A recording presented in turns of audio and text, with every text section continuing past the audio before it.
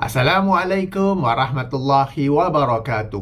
Pada kesempatan ini ingin saya berkongsi tentang solat sunat taubat. Moga bermanfaat kepada yang tidak pernah melakukannya dan kepada yang sudah biasa melakukannya. Jika sudah biasa melakukannya, kenapa pula? Tunggu penjelasan saya insya-Allah. Baik, solat sunat taubat memiliki dalil daripada hadis yang dikeluarkan oleh Imam Ahmad, Abu Daud, At-Tirmizi, Ibnu Majah dan lain-lain dengan darjah yang sahih. Di sini saya bacakan daripada Sunan Abu Daud hadis nombor 1300 atau penomboran lain hadis nombor 1521. Ia daripada Abu Bakar As-Siddiq radhiyallahu anhu, dan sesiapa yang lazim membaca hadis akan perasan bahawa Abu Bakar sangat sedikit meriwayatkan hadis, padahal beliau antara sahabat yang paling lama lagi paling kerap mendampingi Rasulullah sallallahu alaihi wasallam. Antara sebabnya ialah Abu Bakar hanya hidup lebih kurang 2 tahun selepas kewafatan Rasulullah sallallahu alaihi wasallam, dan dalam tempoh itu beliau sibuk dengan pelbagai urusan sebagai khalifah umat Islam. Maka atas sebab inilah beliau kurang meriwayatkan hadis berbanding para sahabat yang lain. Baik, ayo sama-sama kita baca ya daripada Abu Bakar As-Siddiq radhiyallahu anhu.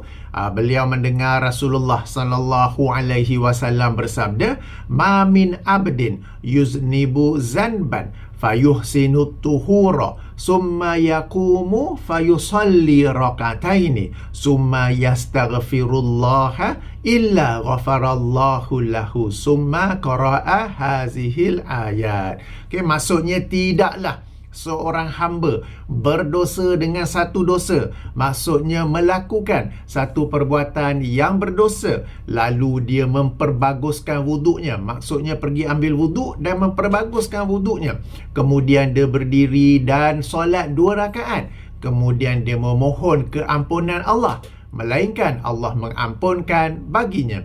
Kemudian Rasulullah sallallahu alaihi wasallam membacakan ayat Al-Quran, yang ini ayat 135 surah Ali Imran, di mana Allah Subhanahu wa taala berfirman, "Walladzina iza fa'alu fahishatan aw zalamu anfusahum zakarullaha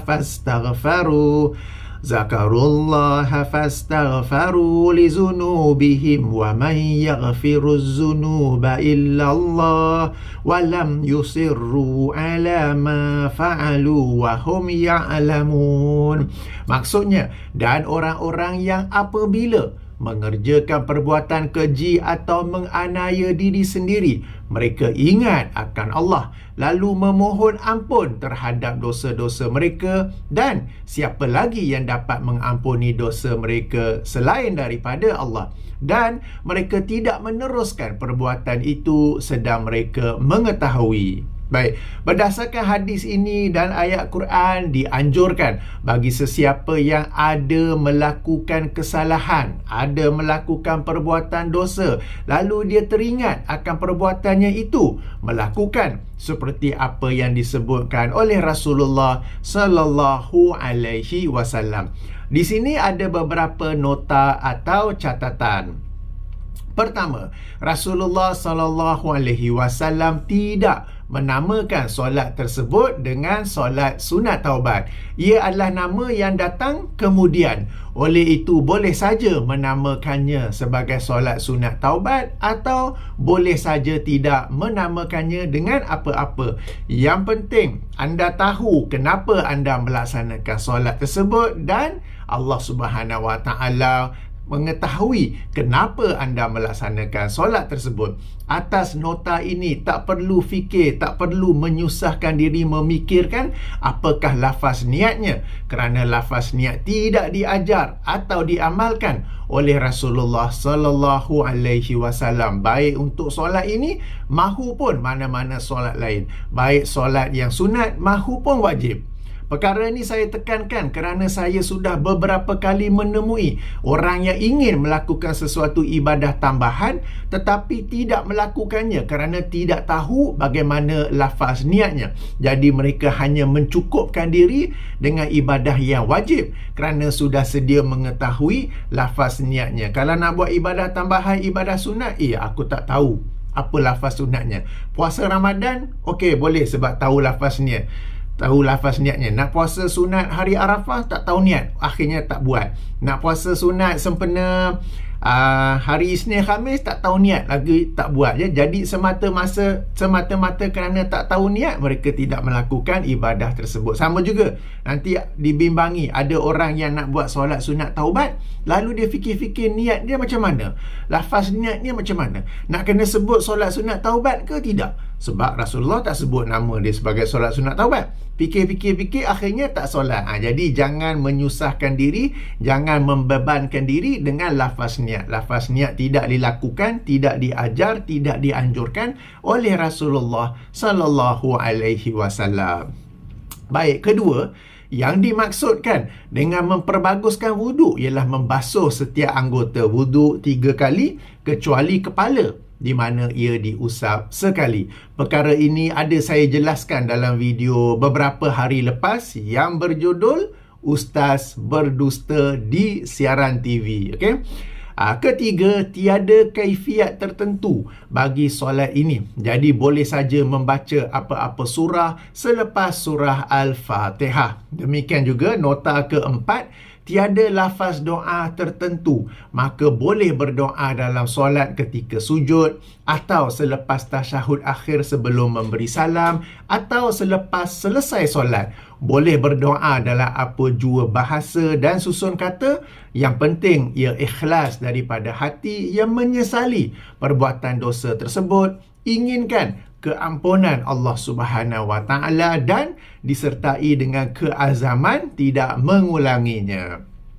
Nota kelima, berusaha untuk tidak mengulangi perbuatan dosa tersebut sebagaimana di akhir ayat 135 yang kita baca tadi, yang maksudnya dan mereka tidak meneruskan perbuatan itu sedang mereka mengetahui. Baik, demikian tentang solat sunat taubat. Di awal tadi saya ada berkata bahawa video ini juga ditujukan kepada mereka yang lazim melaksanakan solat sunat taubat. Kenapa demikian? Baik, telah sampai ke pengetahuan saya, ada sebahagian agamawan, ada sebahagian pakar motivasi yang menganjurkan solat sunat taubat menjadi solat sunat rutin. Mereka anjurkan agar ia dilaksanakan setiap hari atau setiap malam. Untuk buat solat ini, maka ada yang ikut saja apa yang dianjurkan itu. Padahal jika dirujuk kepada hadis dan ayat Al-Quran yang menjadi dalil bagi solat sunat taubat, ia hanya dianjurkan apabila seseorang itu mengenal pasti dia melakukan satu perbuatan dosa, maka barulah dia melaksanakannya. Bukan sekadar melaksanakannya, tetapi mengenal pasti dosa apakah yang dilakukan. Ringkasnya, ia bukanlah solat sunat rutin atau yang menjadi kelaziman seseorang. Para penonton yang dirahmati Allah sekalian, perbuatan dosa ada beberapa jenis. Pertama, dosa besar dan dosa kecil. Kedua ialah dosa yang melibatkan hak Allah dan dosa yang melibatkan hak manusia. Di mana bagi dosa yang melibatkan hak manusia, tidak cukup meminta ampun kepada Allah, tetapi hendaklah juga meminta maaf kepada manusia terbabit atau menggantikan apa haknya yang kita telah ambil, Dosa jenis pertama dan kedua ni saya yakin kita semua tahu. Okey, di sana ada dosa jenis ketiga, yang ini dosa yang disedari dan dosa yang tidak disedari. Dosa yang disedari ialah kita tahu apa yang kita buat. Kita tahu kita buat salah. Contoh tadi ketika sedang melayari internet, seseorang itu melihat gambar atau video pornografi yang tidak sepatutnya. Maka dia sedar akan perbuatan dosa ini, lalu dia pergi ambil wuduk, solat 2 rakaat dan memohon keampunan Allah. Atau contoh lain, apabila bersembang-sembang di kedai makan bersama sahabat-sahabat, dia bersubahat membicarakan aib orang lain. Maksud subahat ialah dia turut mendengarnya tanpa berusaha untuk menghentikannya. Maka dia pun turut angguk ke, turut ketawa ke. Maka beberapa ketika selepas itu, dia sedar akan perbuatan dosa tersebut. Lalu dia pergi ambil wuduk, solat 2 rakaat dan memohon keampunan Allah. Inilah jenis dosa yang disedari, dan terhadap dosa inilah dianjurkan solat sunat taubat. Ayuh kita baca balik hadis yang menjadi dalil bagi solat ini, di mana Rasulullah sallallahu alaihi wasallam bersabda, "Ma min abdin yuznibu zanban." Tidaklah daripada seorang hamba, tidaklah seorang hamba itu berdosa dengan satu dosa. Fayuhsinu tuhura, maka dia pun memperbaguskan wuduknya. Dia buat satu dosa, dia ingat dosa tu, lalu dia pun pergi ambil wuduk, memperbaguskan wuduk dan solat 2 rakaat. Tapi yang penting di permulaan hadis itu, ma min abdin yuznibu zanban. Tidaklah seorang hamba itu berdosa dengan satu dosa. Jadi dia tahu dosanya itu, dia tahu perbuatan salahnya itu. Demikian juga dengan ayat 135 surah Ali Imran tu ya.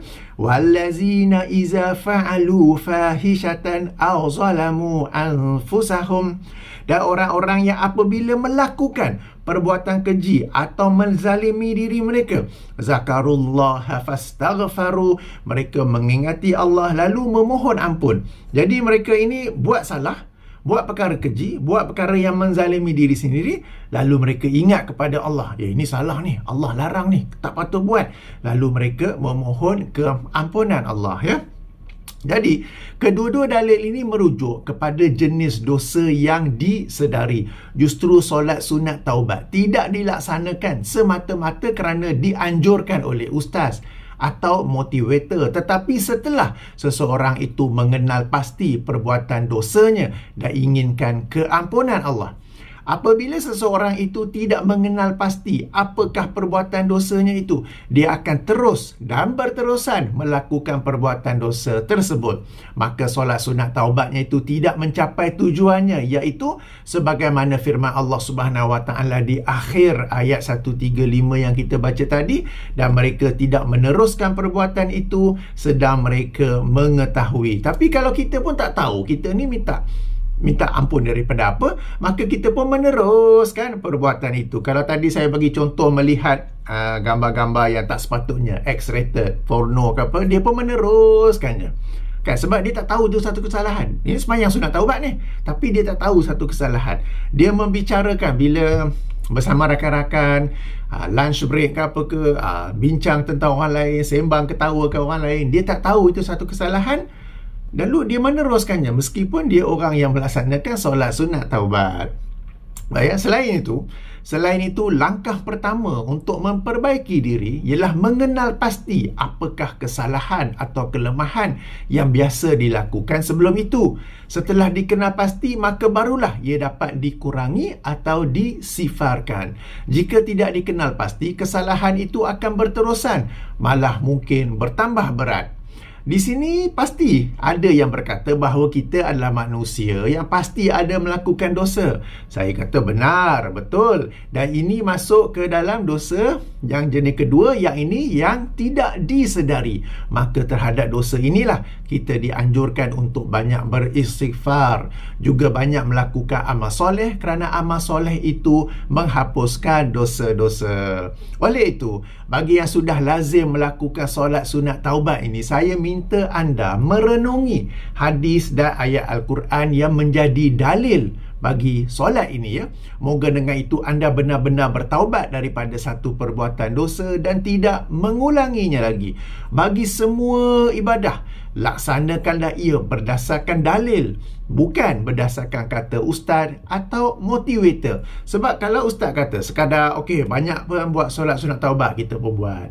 Padahal kalau kita baca hadis, kita baca ayat Quran, ada perbezaan di situ kan. Jadi solat sunat taubat bukanlah solat sunat rutin sebagaimana solat sunat qobliyah dan ba'diyah, solat tahajud atau solat witir. Sebaliknya, ia adalah solat yang ada sebab khusus di sebaliknya. Baik, sehingga sini saja perkongsian saya tentang solat sunat taubat. Sambil itu jemput nikmati pemandangan penerbangan turun dan pendaratan di lapangan terbang antarabangsa KLIA baru-baru ini. Saya tutupi dengan subhanakallahumma wa bihamdika asyhadu an la ilaha illa anta astaghfiruka wa atubu ilaika. Assalamualaikum warahmatullahi wabarakatuh.